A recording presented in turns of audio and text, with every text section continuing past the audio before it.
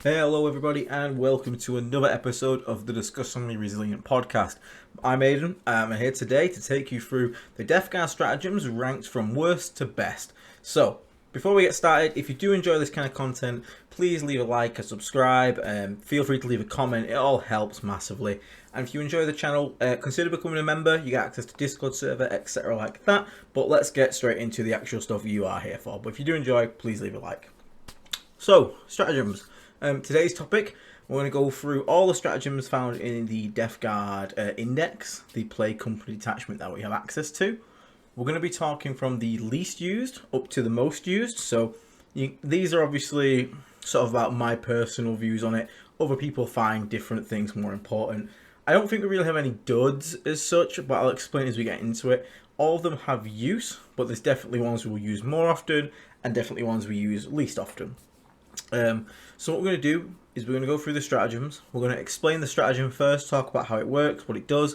Then we're going to talk about the good uses / combos to use the stratagem for, the best units to use it with, etc.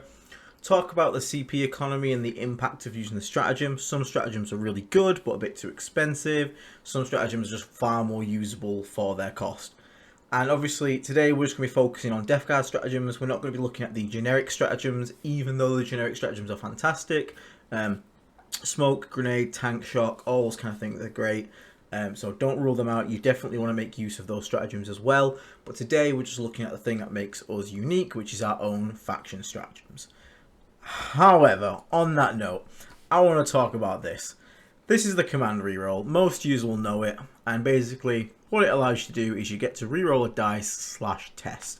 So this can be hit rolls, wound rolls, damage rolls, saving throws, advanced rolls, charge rolls, desperate escape test, hazardous test, stuff like that, charge, etc.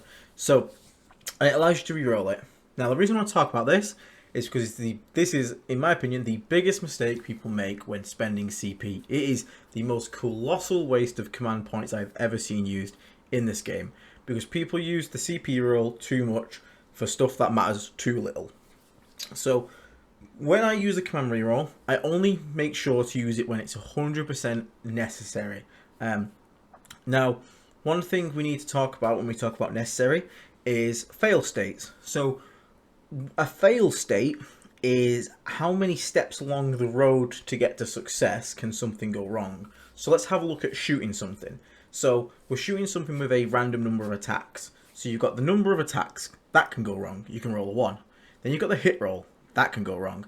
Then you've got the wound roll, that can go wrong. The saving throw, that can go wrong. And the damage roll, that can also roll low. The earlier on in that sequence your roll is, the least I would advise you to use this, because you roll a 1 for shots. That's great. Well, it's not great, obviously. You command point it, you now roll 6 on shots. Brilliant, excellent. But now you've still got to get through hits, you've still got to get through wounds, then saves, and then finally deal damage. There is still so many lines along that path where you could flub it. You could roll, 4 1s to hit. And because of that, I don't like using the command reroll early in these sequences. Now, if you are going to use it for something like that in that sequence, damage rolls tend to be the one I'll be more forgiving with, because there is no more fail states. If you rolled a 1 on the damage, the only other fail state you can get is re-rolling that into a 1. So it's unlikely, but it happens way more than it should. So always think about this when you're using a command point reroll, because most of the other strats all cost 1 command point as well, most of them, and will have way far more reaching effects than a single dice roll. That being said, there are uses when this is incredibly important and why it exists. Certain things really need to happen. Like, I need to make this 5-inch charge and I rolled a 2. Why do you really need to make that charge? Well, if I charge, I kill this unit. Not only that, I'm going to flip this objective and I score overwhelming force for killing a unit that was on an objective. Okay, so now you're saying to me, rerolling this charge into a very likely to happen charge will get you at 5 VP off the opponent for denying primary. You will kill a unit and you will also score overwhelming force for 5 points. That's pretty worth it at that point, and that's an instance where I can definitely say command reroll away, sir. Again, stuff like needing an advance to get onto an objective, or within a board area to do a certain action, or score a secondary. Again, fine, but again, try and remember that you can't always guarantee you're going to roll a 6, so don't do it if you need like, oh, I can score it if I roll a 6. Now, if it's last turn of the game and that 6 will win you the game, for sure take it, but do understand that the odds of you rolling it and getting it might just not happen, in which case you've basically flushed a CP down the toilet. Another great one for this is, like, say your opponent's shooting at your Rhino, they've got another unit ready to shoot the guys who are inside, but the unit that went to shoot the Rhino has maybe dropped it to its last wound. There's only one more save for you to make. You roll it, you fail it. Then you go, okay, if I re-roll this, and maybe I'm saving on a 4-up, I have a 50-50 chance that the next unit doesn't get to shoot the contents of my Rhino. That's huge. Now that's a point where I'm really considering re-rolling this, because if I make that save, then the unit that's set up to kill my guys inside no longer going to be able to do that, and that's just going to throw my opponent's plans in the bin, in the toilet, with the command point you probably just burnt away to do something useless. So yeah, when we talk about the command reroll, think about the fail points, the states of failure, and how likely it is to actually be impactful. And do you actually need to do it? Sometimes, yeah, okay, I have got this las cannon through, I rolled a 1 on damage, that sucks. And then I see people command point reroll it when there's 2 other predators lined up ready to shoot it with nothing else to do, and it's like, why? Just let the other predators shoot. Like, you've got a good chance that they'll pop it. But just remember, CP roll can be a bit of a trap as well as something that is useful when you do need it. So just consider that. Stop spending so much CP on random hit rolls and random wound rolls. It's not worth it, I promise you. So, the very bottom of our usefulness tier list, not as bad. Again, I think every stratagem here has uses, is Gifts of Decay. So, Gifts of Decay is 1 command point. You get to pick a model in your army and it can heal D3 wounds. Or, if it's near an if it's on, within contagion range, not on, again, different things. So if you're in contagion range of an infected objective marker, it's a flat 3 instead of D3. So obviously, straight up, this is going to have better value on tougher models. The tougher the wounds that you are giving back. Not every wound is equal. A wound is a wound, for sure. 1 wound is 1 wound. But 1 wound on a toughness 3 body with a 6-up save is not the same as 1 wound on a toughness 12 body with a 2-up save, a 4-up invuln, and a 5. Feel no pain. Again, that's pretty basic to know, but it does make sense that using this stratagem on those units that are massive and have much better defensive stats will get you more bang for your buck when it comes to regenerating the health for that command point.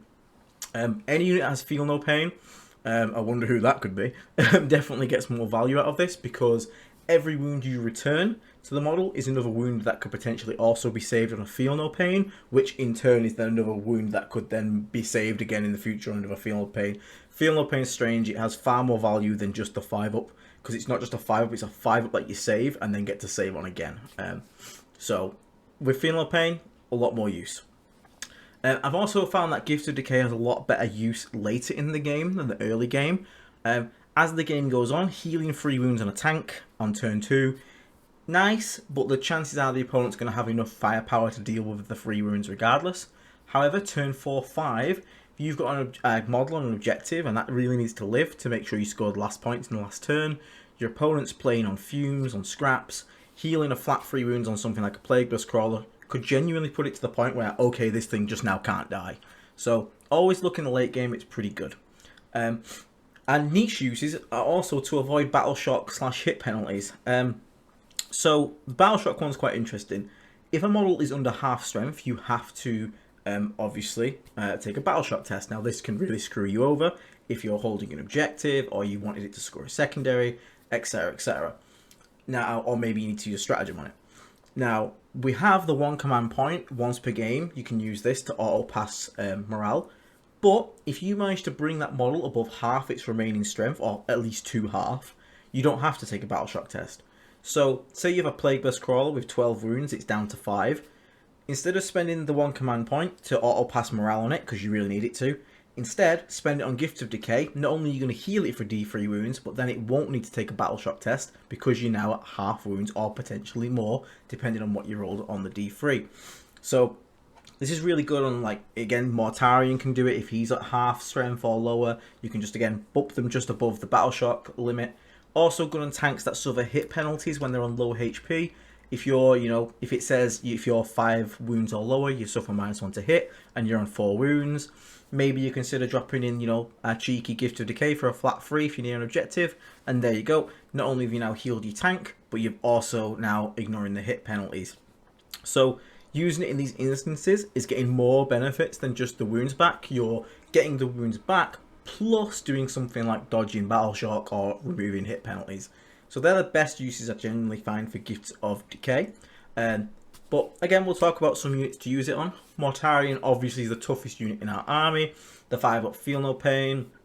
If you've played cagey and clever with Mortarion, late game he's going to be really hard to bring down, especially if you can pump 3 wounds into this guy every command phase to keep him topped up. So it's really good into Mortarion. Again, we talk about durable units like it more. Mortarion is the most durable. Chaos Rhinos, they innately heal 1 wound every command phase, well, your command phase. And so with the stratagem on top, they can potentially heal up to 4. This is really good in matchups where keeping your guys inside your Rhinos is really important. So something against like Tau, if they're going to drop down or try and come around the corner, shoot with 1 unit to crack open the Rhino and then kill, again, the scenario we said at the start, kill the guys that are inside the Rhino with another unit. If you can keep this Rhino at a good amount of health and keep it topped up, then it's going to be much harder, or they're going to have to commit a much more serious unit in terms of doing so, which you can then obviously look to trade out as well. So burning more activations with stuff like Rhinos that are healing is also really nice use for this stratagem. Okay, next up, Disgustingly Resilient. Unfortunately, named after the podcast, or podcast named after this. It's not the greatest, personally. What it is it gives a friendly unit -1 damage in melee only. It is a very powerful effect, but it's very expensive. And the expensive bit is the real problem with this stratagem. 2 command points in this economy, that's just too much. However, one benefit is it does last the entire phase. So if you have multiple units about to swing in on you, you can go -1 damage, and anything that's swinging in on that unit will be -1 damage, not just the initial attackers. Now, it can be very strong when we get into terms of defensive layering. This is the idea of stacking it with stuff like Nurgling Auras for -1 to hit, -1 weapon skill Contagion, and then you have stuff like Feel No Pains. It can actually be quite nasty. But one big downside, or not even a downside, but one weird thing is that the Sorcerer Lord, Terminator Lord, can do this for us on a 2+ every fight phase for free for the unit that it's attached to. So there is a niche situation where you can use it with the Sorcerer Lord to give the unit -2 damage, which is quite funny. But it's weird to have a stratagem that's cost so much command points when you can just bring a character that can do it for free. It kind of makes you feel a bit bad to use it. Now, do caveat, this can't reduce to 0. 1 damage can only ever be reduced to 1 minimum. So just people listening who think, that's why it's so good, because you can make damage 1-0. Unfortunately, that's not the case. That being said, there are times when there is good times to use it. The main one being that if the damage of an opponent's weapon is directly equal to your wounds characteristic, that's a really good time to use it. So Plague Marines versus 2 damage weaponry effectively gives you 50% flat damage reduction off the bat before anything else is taken into account, such as minuses to hit, minuses to wound, etc. So it's really good in that instance. Again, Terminators versus damage 3, you can basically just bounce off 2 wounds per Terminator. We'll have to go through to kill a guy, which with an invuln is effectively 4 saves per Terminator to kill 1.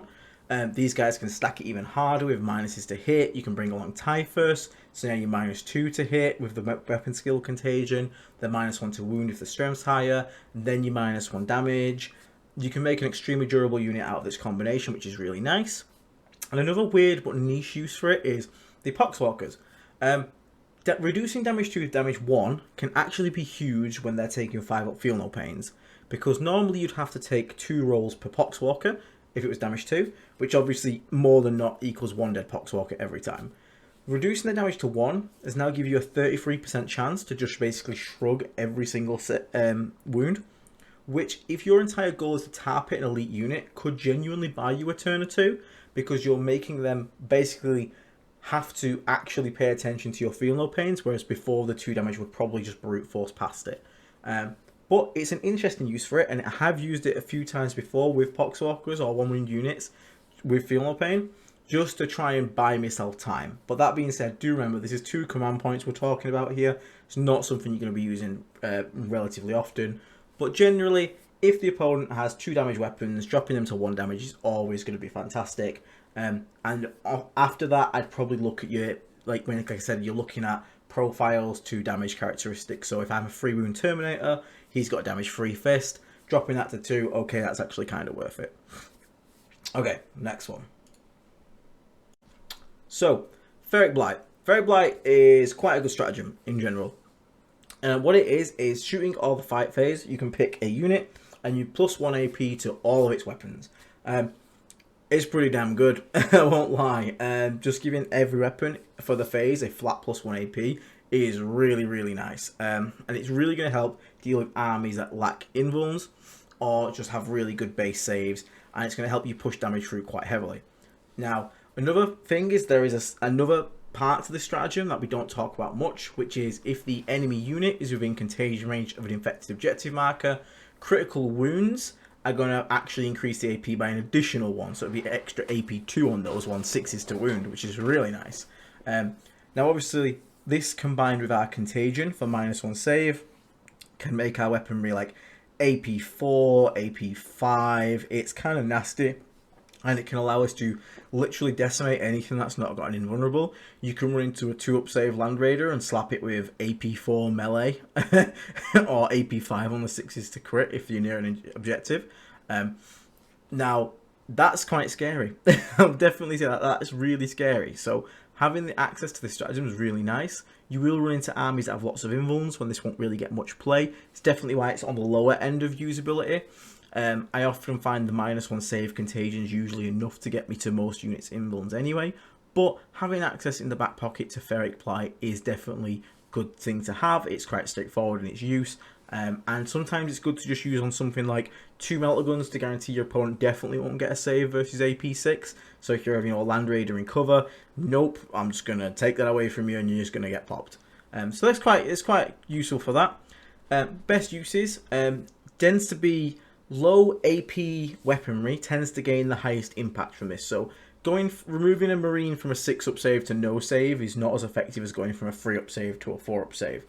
So AP 1 weapons, using Ferric Blight on to bring them to AP 2 is really nice. But then again, you know, AP 4 with melee weapons is really important versus stuff like Marine bodies. So if you have AP 2 heavy plague weapons, -1 save, plus Ferric Blight, AP 4 now, they just don't get a save at all, which is going to be really nice because you just know that every wound you roll is basically a dead Marine, which is really nice. There is some synergy here with anti-infantry weapons. So anti-infantry weapons, people don't always know this, if you roll the required roll for an anti-infantry weapon, so 4-up or 2-up for our flamers, that wound counts as a critical wound, which in turn will trigger the second half of the stratagem. So if an opponent is near, let's do this scenario, it's quite silly. We have an enemy unit of Marines near an infected objective marker within contagion range. We have took -1 save contagion, and we have some Death Shroud drop down. So we have 6 Death Shroud and a Lord of Virulence. We want to, it's like 10 Death Company. We really want to kill this. We're going to shoot our flamers at them. So we're going to have 7 D6 flamers plus the Lord's D6. And all of these are going to be anti-infantry with 4 rerolls to wound from Lord of Virulence. Very nice. We're going to pay the stratagem. So these flamers are AP 1 because our opponent is within contagion range of the objective, which is -1 save. So now they're on 4-ups. You will then spray them. Your weapons are naturally AP 1 from the stratagem now. So they're AP 1 flamers. So we're at AP 2 effectively. But every single wound roll is going to count as a critical hit, which is going to trigger the second half of the stratagem. So all these flamers are now going to be AP 3. So this lowly strength 3 AP 0 anti-infantry flamer is now AP 3 flamer. And you're going to have 8d6 of them, wounding on 4s with full rerolls against a unit. You're going to decimate that unit. It's actually brutal. And this works for all of our anti-infantry flamers. So Plague Burst Crawlers, you know, the 2-ups, every 2-up will be counted as a critical wound. So you can actually combine this really nicely if you found yourself in a position where your opponent's within contagion range of an objective, and you are able to get the second part of this stratagem off. It's really nice. Obviously, because this stratagem gives all the weapons on the vehicle or unit increased AP. The more weapons that the unit or vehicle has, the more value you're going to get out of it. A tank with literally one shot is not going to get as much value as an entire unit of 10 Marines all swinging for 3 heavy play weapons each. So you're going to have 30 attacks compared to 1 benefiting from the increased AP. So obviously, the more weapons something has, the more valuable that is going to be. You look at something like Blight Haulers, Mythic Blight Haulers. One guy on his own has 2 multi-metal shots and a rocket. It's not really great use. You bring a full unit of 3, now you're cooking, because now you're looking at 6 multi-metals and 3 missiles. That's more value out of that stratagem. This stratagem's just great in general for removing spike odds. So spike odds is when basically we look at an opponent and say, that thing has to die, and it will die unless you roll a double 6. And we have seen it. It happened literally in the LVO final. Mr. Monolith rolled double 6 and lived. If you don't want to risk that, feel free to pop a Ferric Blight and just be like, no, you're not getting a save. You will die today, sir. So that's a good use for Ferric Blight stratagem. And it's a decent stratagem. It's definitely can be worth 1 command point. But I find, because I played -1 save contagion a lot anyway, that I'm in general kind of getting people to their in-runs or having enough AP to do what I want to do anyway. Next up is Cloud of Flies. Really simple, this one. 1 command point, pick one of your units in the opponent's shooting phase. It is -1 to be hit. It is super simple, super straightforward, but super good. It stacks with -1 weapon skill, ballistic skill, contagion, so you can effectively be -2 to hit if you've got them in contagion range. So if they hit on 3s normally, now they're hitting on 5s, which is really good. It's basically like a universal smoke. It doesn't give cover, but it does allow it to be used on any Death Guard unit, even the ones without the smoke keyword. And what makes Cloud of Flies so good is understanding mental maths. You really have to understand what kind of output to expect and when this stratagem is going to make an impact.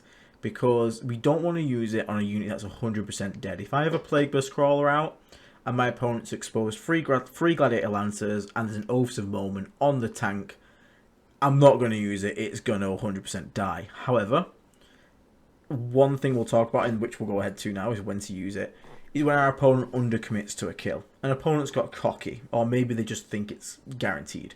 They bring out 1 Lancer instead. Now, there's a good chance that if they fluff one of those rolls, this Plague Burst Crawl lives, and then it can scoot away, do something else, or heal next turn, and will kill the Lancer. This is when it becomes really important. If an opponent doesn't brings out just the right amount of resources to, on average, kill something, Cloud of Flies can really mess with that plan. This is great on stuff like Rhinos to protect them, or, even just 5 Plague Marines on an objective. If they come down, they go, okay, I've got enough shots here that on average I should kill 4 of them, and then I'll charge and kill the last one with my crappy melee, or at least make you take Battle Shock. Whereas now you go, okay, you know what, I'm going to Cloud of Flies that, and now they only kill 2, so you don't have to Battle Shock because you've got 3 guys left, and they don't want to charge you now because you'll actually hit them back pretty hard. These are the kind of things you need to think about. The Rhino example is the best example I can ever give.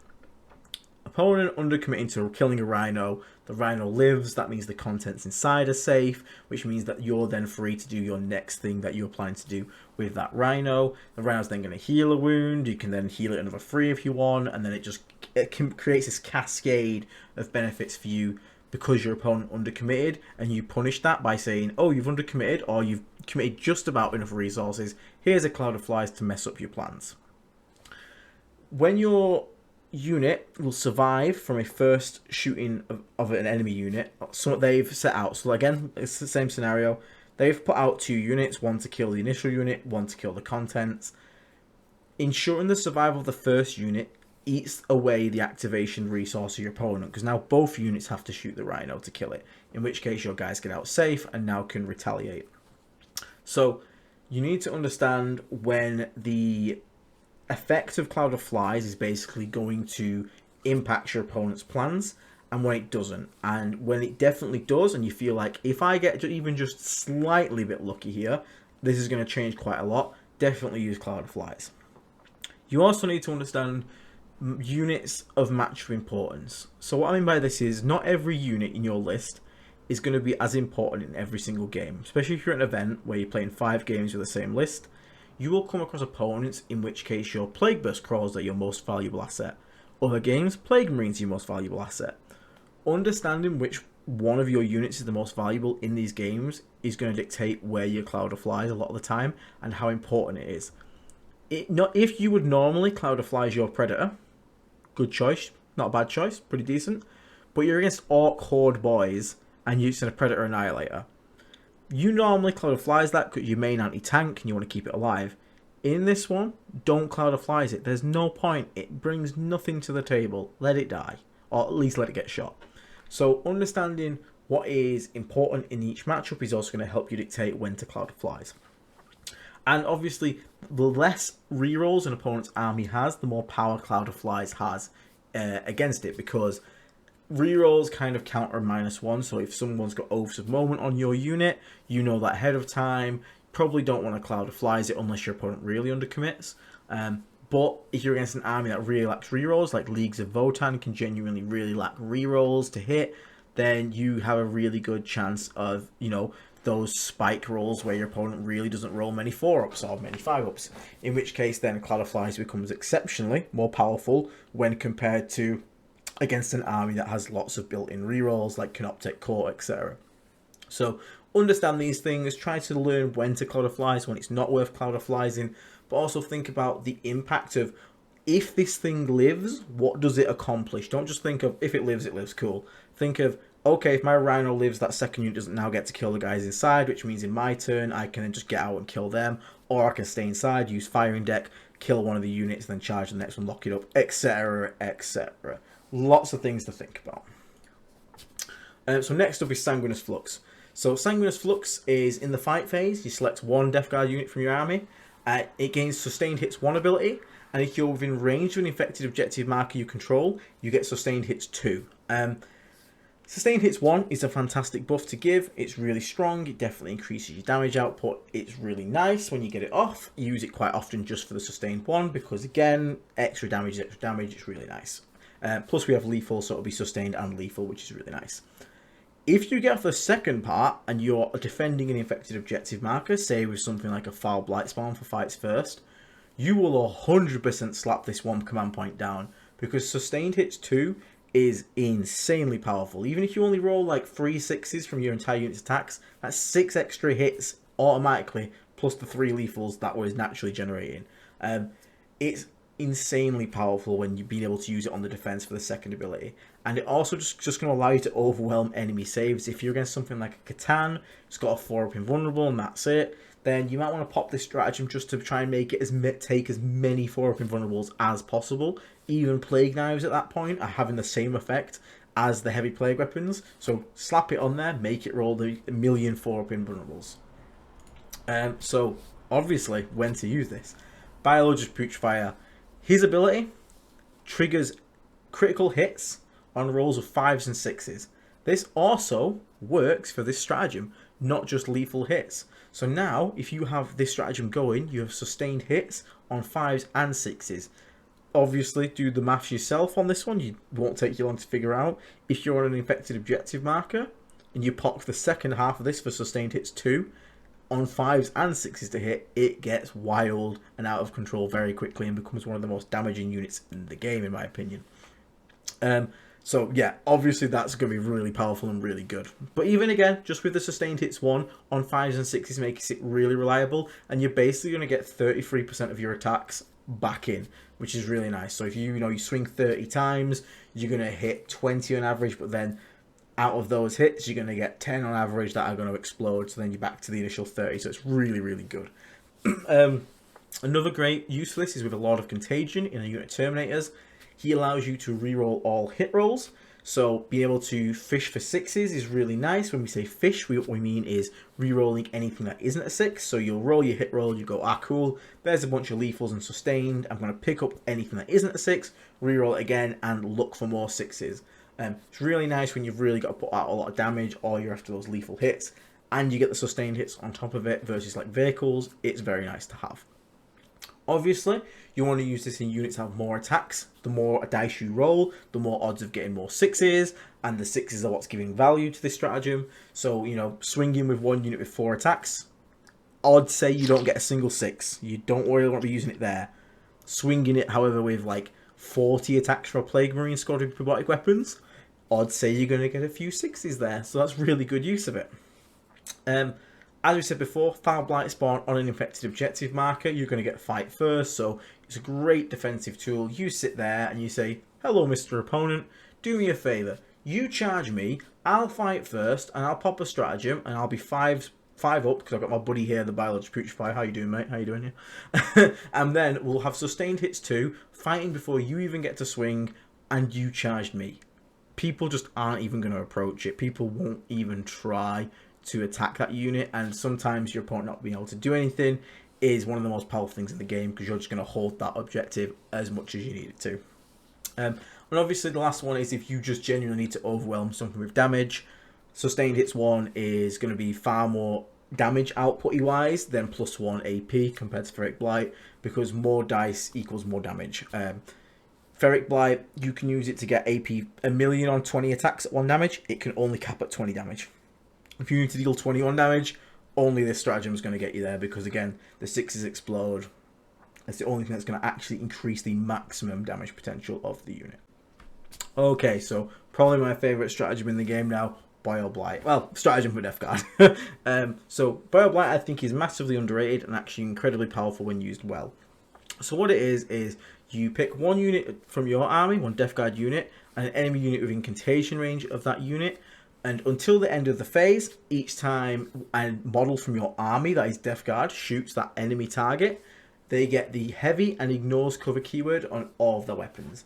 This is incredibly powerful, and it's so good for basically making sure something dies.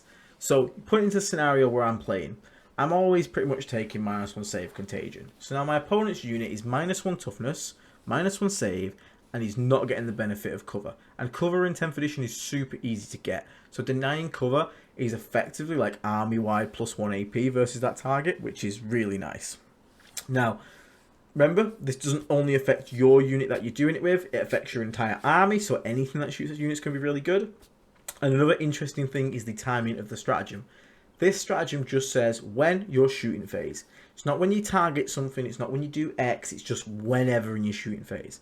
What this means is you can actually you can bait out opponent defensives before committing a Boblight. So I target an enemy unit. Enemy unit stratagem, like Armor of Contempt or -1 damage, says when this unit is targeted. So they go, I'm not going to Armor of Contempt here because you're not doing any offensive strats. After he's made that decision, you are free to Boblight that unit, and your opponent can't react because you've gone past the trigger point where he would announce his defensives. But because the timing of Boblight is just your shooting phase, you can do it whenever, which is kind of wild. So it's kind of a fun little weird way to get around defensive abilities. You Boblight after the information is given to you rather than before. Always remember that's a little trick you can do. So when to use Boblight. If you were going to consider using FiFi Blight on something in the shooting phase, ask yourself, am I going to shoot the same unit with anything else? Literally anything, even a single shot. If the answer is yes, then Boblight is 99% better, because ignores cover is effectively the same. So if something's in cover, they basically reduce your AP by 1 because they get to, add 1 to the save to negate an AP. But if you are going to remove the cover, not only does that one shooting unit gain the benefit, which is effectively the same as getting an extra AP, but your entire army. So if you're going to shoot with more than one unit, Boblight is just always better than FiFi Blight. Especially unless, of course, you're going to trigger the second half of FiFi Blight, because that's a +2 AP swing. That's again, it's a different niche scenario. But in general, I would always consider Boblighting before I have a FiFi Blight in the shooting phase. Another great use for it is obviously Plague Burst Crawlers. They get the most amount of use out of the heavy keyword. You manage to get a unit of like Cultists or something that can scout pre-game. You got first turn, they can then move 6, now you move 12, plus advanced D6. Get within 3 inches of an enemy unit, pop Boblight, and now your mortars that are hiding out of line of sight are going to get +1 to hit because they stood still, which is going to negate the indirect penalty. And they're going to get ignores cover, again, negating the indirect penalty. And potentially that unit's also going to be -1 save due to your contagion and -1 toughness. So Plague Burst Crawlers love this, but honestly anything. Don't get too caught up on not getting the heavy bonus. The heavy bonus is nice to get, but the real magic is the army-wide ignore cover versus a unit. That's what you really want to look at. Cultist bloat drones, all these things that can push out, take space are great. Usually try to Boblight whilst doing another task, so either it's bloat drone's gonna fly in, spray a unit of infantry while Boblight and a tank nearby for your army to shoot at, or cultists can, move up, deploy homes in the middle whilst putting Boblight on an enemy unit that's behind the wall. Always try and look for these secondary uses and places to use Boblight, but I think if you manage to get it off, it is effectively army-wide +1 AP versus that unit, which is really good, especially again if you combine with the -1 save contagion. It's army-wide +2 AP, which is pretty wild. I would basically use Boblight whenever I get an opportunity. It's my most used stratagem. I'm pre-planning it in my head. I'm thinking, okay, my opponent's ended his movement phase. Where are my units at in comparison to his? Can I see anywhere I can get a Boblight play off next turn? Yes, okay, we're going to make sure we keep that command point there for that next turn. So we're going to sort of like ration out that command point. It's the one I've always got in the back of my mind. Cloud of Flies is like my version of that on the defense, so I'm always going to keep one for defense. But again, because you get one at the start of your opponent's turn, that's not too bad. But Boblight, it's really underrated. Please start making more use out of it, because stripping cover in a game like this, where cover is literally as easy to get as my tank has a fraction of its backtrack behind this wall, my entire tank now has cover. Stripping cover is massive. It's just +1 AP effectively to all your shooting attacks, so definitely try and make more use out of Boblight. There's so many good uses for it, so many. So sort of we'll recap now. So the CP that I always use and always plan CP for is definitely Boblight. Always trying to make use out of that. Cloud of Flies, again, I'm always trying to make sure I've got a command point up for Cloud of Flies. I think it's really good, or Smoke, if I'm going to use a generic one to get cover as well. Sanguinous Flux is really easy, because I'm always going to keep one if I'm at threat of being charged and I'm on an infected objective marker, because just telling my opponent, hey, I'll be sustained 2 fights first, they ain't going to charge it, so it's basically saying, nope, I'm free to stand here and do what I want. Or you tend to know when you're going to make your aggressive push to make a charge, in which case then you always want to keep that CP ready for Sanguinous Flux when you make that charge. Average uses of command points, when I usually have like a spare command point lying around, is going to be FiFi Blight. It's nice when I need it. Usually use it in melee to pump it up to AP4 to just cleave through Marines, but often I can go games without using it. And then only when absolutely essential. So again, Gift of Decay, if the sort of Battle Shock scenario comes up, I'll be using it then, because it's just the same benefits of auto-passing morale with the added benefit of healing a bit at the same time. And Disgustingly Resilient, I actually weirdly do pre-plan for this. So I do pre-plan, like, I'm going to need it here, but I'll only do it when it's absolutely essential. It's like, right, this unit has to survive. It's a load of damage to attacks I'm going to take.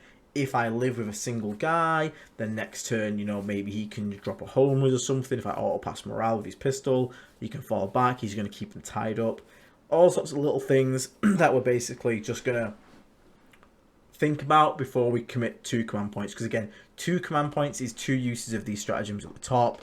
It's really hard to say, I'm giving up 2 Boblights, 2 Cloud of Flies, 2 Sanguinous Flux, etc. for a single Disgustingly Resilient. Usually I'd just rather let the unit die and then just get my command points elsewhere. But if it's a really dire situation where it's really important, like Mortarion's been charged by a lot of Custodes, -1 damage in that scenario is going to be huge. It's probably worth using because I don't want to lose Mortarion. But yeah, I kind of try and keep these to minimum use and only when I really need it. Average FiFi Blight, it's just kind of nice whenever I want it to just be like, yeah, you know what, I don't want this guy to roll 6s to save, let's just guarantee we kill them. But the main ones for me that I use absolutely every game are Boblight, Cloud of Flies, and Sanguinous Flux without fail. I use them every single time. So yeah, they're my favourite ones personally. And I think this is how I would rate the Death Guard stratagems. And I think they're all good. I think they all have use, and they can all be useful and find a place in a game. But definitely the top 3, I find myself 100%. It doesn't matter what I'm against, I'm going to use them at some point. And I've gone multiple games with never using Gift of Decay or Disgustingly Resilient. But yeah, one thing to remember is, what do you enjoy? Everyone plays differently. Maybe you prefer using stratagems like Gifts of Decay a lot, or maybe you're really using Disgustingly Resilient all the time to make sure you guys are as tough as possible. Metas do affect the strat usage. So if you're in a meta of just like orcs or demons who are all invuln, You're probably never ever going to use Ferric Blights, that's probably your worst one, but sustained hits is probably right up through the roof. Again, if you're against a melee meta, Cloud of Flies is kind of useless for you, so it's probably going to be the worst, least used one. But, you know, overall, where you play and what you play against is going to dictate what stratagems work for you. Generic strats are great. I know we haven't covered them here, but don't forget about Tank Shot, Grenade, Smoke, things like that. We'll cover them in another episode, but they are fantastically useful, so always try and keep them in the back of your mind. Try to pre-plan spending of command points, so try and think, am I going to need to Cloud of Flies this? Am I going to need to, you know, Boblight this unit to guarantee a kill? Is the charge roll over here vitally important? Do I need to keep the command point? Because it's really tempting when you roll a 1 on damage to reroll that, but if you know you have to make a charge in order to score like 8 VP, even if it's like a 4-inch charge, just keep the command point. Don't risk it, because the second you risk it, I guarantee you're rolling that double 1 every time. And if you're quite a CP hungry player, do consider Tactical. I think Tactical is not as bad for Death Guard as people think. Nurglings really help it, Typhus really helps it. I run like MSU Plague Marines every now and then. But we do have a lot of units, especially bloat drones are great for it. Tactical's honestly not been as bad as people fear and think that Death Guard just can't do it. It's definitely doable. You do just have to bring scoring units, cultists, you know. You have to put a bit more effort into the scoring rather than what you'd have to do with like Fixed, for example. But yeah, I want you to let me know what your favourite stratagems are in the comment section below. But that's it for now, guys. So I hope you enjoyed this one. This is just my thoughts on the stratagems, some cool uses for them, how I use them, and sort of like how often I use each one, which ones I think are the best, which ones I think I can probably pass on. But yeah, I want to know what you guys think overall. But thank you very much for watching. Thank you to our sponsor, Saltire Games. If you're after any Death Guard, Disgustingly Resilient themed gaming aids, check out their channel, check out their shop in the description below. Use promo code NURGLE to get 10% off and give a little kickback to the channel, helps us out. Check out Vanguard Tactics, we have an affiliate link with them below. They'll teach you how to play Warhammer, how to get good with a great focus on sportsmanship. Death Guard Dave just played on their channel recently as well, so you can check that out and watch one of the funniest games that's happened recently. We even made Stephen Box cry with Death Guard, so that's pretty cool. And obviously thank you to the members of the Disgustingly Resilient podcast. You guys really help support this channel and keep it going, and we massively appreciate you. If you are interested in becoming a member, check out the join button below. You get access to Discord, giveaways, etc. Lots of little benefits. We're trying to give a bit more recently, so we're thinking of making like a plague surgery. So you guys talk about a list idea, or maybe you're in a local meta, you tell us your problem, and we'll try and make you a list out of what you own or off a theme that you can, you know, hopefully find use and find good results with. But yeah, for now, everyone, thank you very much for watching. I will catch you on the next episode. Like and subscribe if you enjoyed it, and we will see you all very soon. Catch you later. Stay on.